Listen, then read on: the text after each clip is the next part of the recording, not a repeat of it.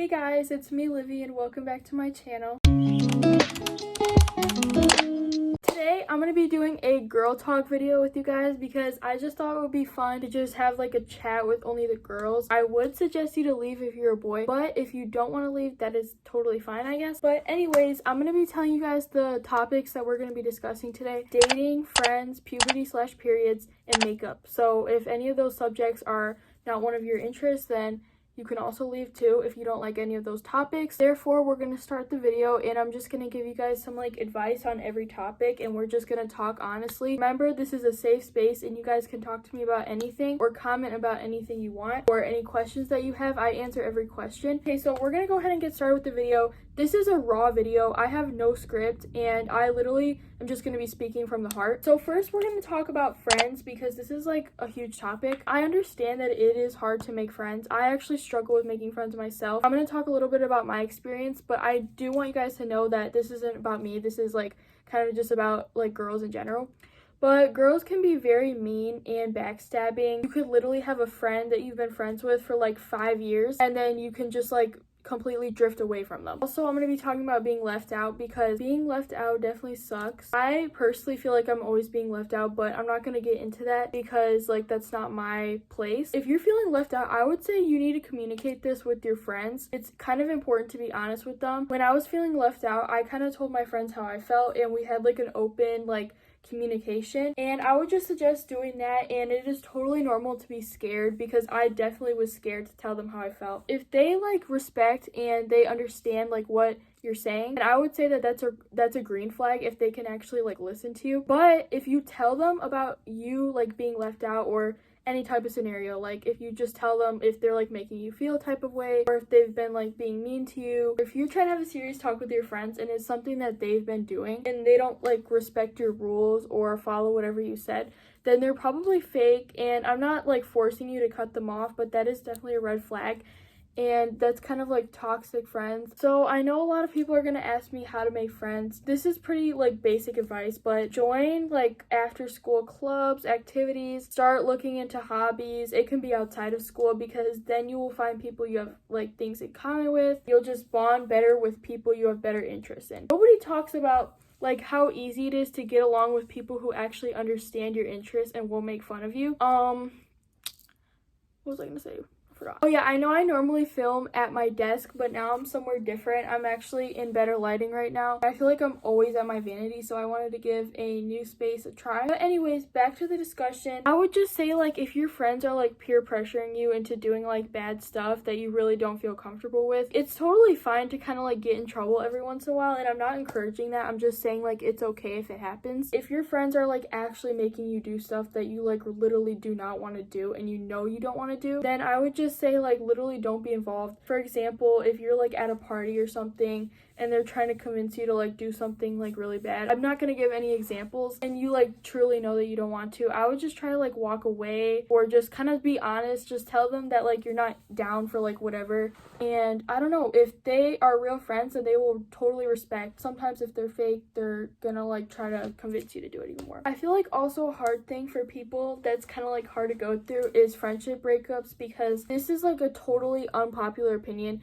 but I think that friendship breakups are way worse than an actual relationship breakup. Losing a friend is so much more. Like I said, you could be friends with them for so long, and friends are always going to be there for you. I'm not saying this for everyone, but usually most people hang out with their friends more than someone they're in a relationship with. That's where you can meet people that you might even know for the rest of your life. It's definitely hard to get over losing someone that you valued so much. I would say if you're having a hard time coping with getting over a friend that you lost, it depends on how it ended. If it ended on good terms, then there's a chance that you guys will most likely become friends again. But if it ended on bad terms, then I would just say try to take your mind off of it. Try to do things you love. Maybe you can ask your other friends for advice. Friendship breakups are definitely very hard, and I'm sorry for anyone that has to go through that. I know it definitely takes me a while to kind of get over a friend that I lost, even if they were no good for me. Usually if I feel it was my fault, I will probably be thinking about it for days, and it's just a very, very hard thing to deal with, so you're not alone. Oh yeah, also another thing I want you guys to know is that if you're having a very hard time making friends, just know that it is okay. That's literally me. Like, I personally find it so hard to make friends. I literally am in like middle school and I'm almost done. I still can't even make friends, and I've always just struggled with that for some reason. I don't know, I just find that I lose friends a lot. Sometimes I like worry that it's my fault, but sometimes it's not. It's kind of just the people you surround yourself with. It is totally not your fault if you're like having a hard time or just losing a lot of friends. I've definitely like had moments where I just feel like I'm the problem, or like I'm just losing friends for a reason, but it could also be like God pushing them out of your life because he knows they're not good for you. Me personally, I always have like a small circle. The most I have in a friend group is like 5, maybe less than 5. I just feel like it works for me. I'd rather have a small group of friends than a big group of friends because it's just more drama and like more people to worry about and care for. I know that kind of sounds mean or like controversial, but you guys know what I mean, right? Okay, next we're gonna talk about dating. If you like first get into like a relationship and you feel like you're kind of like forced to like be with that person, it's not gonna work out. Like, I'm already gonna tell you that if you don't feel an emotional connection with them, that is not good. I've seen like so many of my friends like break up and they only got together because like someone told them to. I just want to start off by saying, like, as I continue to talk about dating and stuff, I just want you guys to know that I actually am in a relationship, but I prefer not to put it on social media or ever like get into it or talk about it. I'm just gonna give you guys a heads up, so if you guys think that I'm like literally making no sense, I know I'm probably gonna get comments saying like, bro, she doesn't even like know anything about dating. I actually do. It's just like I'm not going to talk about my experience. I'm very educated in this topic, so I'm going to try my best. Like I said, if you're feeling forced like in your relationship and you just don't feel that bond, it's probably not going to work out. I just want to say, before you guys get the wrong idea, if you argue a lot with whoever you're dating, that shouldn't like stop you guys from like still loving each other, because I know a lot of people break up because of arguments or having too many, and yeah, that is like completely fine. Or if it just gets to like a point for you, that is completely fine. But I just want to say, like, arguments do not always define breakups, and you shouldn't always let like a argument affect your breakup or relationship. I would just say communication is key, and I know a lot of people say that, but it is true. If you're having like a hard time with like your partner, maybe like tell them that you want to talk or call or text. If you're with them in person, just tell them you want to have a talk. I would just say, like, be honest, like literally say whatever you need to say. And if you feel afraid to like communicate your feelings, that is like okay, and the person should totally respect your feelings anyways, because that's why you're dating them, right? If you feel scared, it's normal, but it's also not a good sign, because that can show that you're maybe uncomfortable telling them how you feel. There's like no reason to be with them if you're uncomfortable telling them how you feel. I know when people usually talk about relationships and dating, they get into breakups, advice on breakups, but me and the person I'm with have never broken up before, and I really don't know how that feels, so I'm not gonna get into breakups. I don't really know anything about breakups, but I will say that there's always a solution. Sure, it can be hard, and I just want to let you know that you're not alone. If you are having a really hard time getting over one, though, I would just say, like, literally pour your heart out to anyone that you trust. That's like literally all I'm gonna say, because I have no idea. Okay, so I'm sorry I'm like not talking about these topics for very long. If you feel like you didn't get enough advice out of me, I probably will make another video on friends, because I definitely had a lot more to say for friends, but like I said, I don't have a script, so it's kind of hard. And also, I feel like I'm like forgetting some things that I should be like talking about, so I'll definitely make another video about friends sometime in the future, so just stay tuned for that. Same with dating. I might even get into that a little more when I'm more comfortable. Anyways, I'm going to talk about dating a little bit more, and then we're going to go to the next topic. Not all relationships are perfect, but you will know like when you're in a good place, when you and this person just really get along, you connect, you can talk to each other for hours, you feel like you can like tell them anything, you both just love each other enough to like not break up over arguments, and if you both know that you just want to actually be together and last, and that is serious commitment. That's how you know you're gonna last. I'm not like guaranteeing like any of this, I'm just saying like that's usually the key to like a good relationship. This is kind of like a random suggestion, but I would suggest like hanging out with them more in person. Sometimes like if you hang out with them more in person, you actually have more fun together, because I feel like if you've been arguing like way too much over text, that can kind of like affect your relationship, because you're not really seeing each other, you've just been been like texting too much. Sometimes that can just like throw off the vibe a little bit. If you're long distance, I feel really bad for you, and I would just try to like plan like a meetup or something, or just plan to see each other. I know sometimes it's not easy, just sometimes hanging out with your person can just like really fix things. Hanging out with them in person is just way better than like FaceTiming or just texting. However, if you have been hanging out with them more and you feel like things are getting worse or just not changing, then they might not be a match because you don't really like get along in person or over text. That just means you don't get along at all in general. Love is just all about like the balance being perfect, and it's not about like one person controlling the other and just all that other stuff. I know dating can be very, very hard. Also, if you're not in a relationship yet and you just feel really insecure about not dating someone, I just want to say you do not need to be in a relationship at all. People just end up finding each other. I know some people just date like for fun, or they just don't like really want to be in anything serious. That's also fine too. That's just like not really my situation. I just want to say like it is totally okay to be single, and you do not ever have to force yourself to date anyone. Sometimes two souls just don't meet on accident. It's just a thing. You will literally find your person. If you really want love and you just haven't found them yet, don't worry. You will find them one day. You will find someone that is perfect for you. Okay guys, so the next topic is going to be puberty/periods. I actually did make a separate video involving periods, and you guys can go watch that if you want, but it is school edition. I'm just going to talk about like periods in general first, and then I'm going to kind of like talk a little bit about puberty. I don't know how much I can say on here. If you haven't got your period yet, that is totally fine. I'd say like the normal ages to get a period are usually like 9 to like 15 maybe. That's just my opinion though. If you like search it up on Google or something, it would probably tell you something completely different, if I'm being honest. You shouldn't be like excited to get your period. I'm just saying like if you're excited to get your period, don't be. Just don't. Like, I know some people don't mind their periods, but it is definitely like hard at times. Yeah, just don't be excited to get it if you haven't already got it. I'm gonna talk about like irregular and regular periods. So if you like just got your period and your like periods are pretty irregular, that is totally normal. For me, when I first got my periods were always super regular. Let me just tell you guys like a fun fact. My first period was like, I think like 18 days long. That was only because it was my first one, and I was actually getting kind of concerned at like maybe day 13 or something. I was almost gonna go to the doctor, but I didn't because I knew it was my first time. And then after that, I never had a period that long ever again. So yeah, it is. Ew.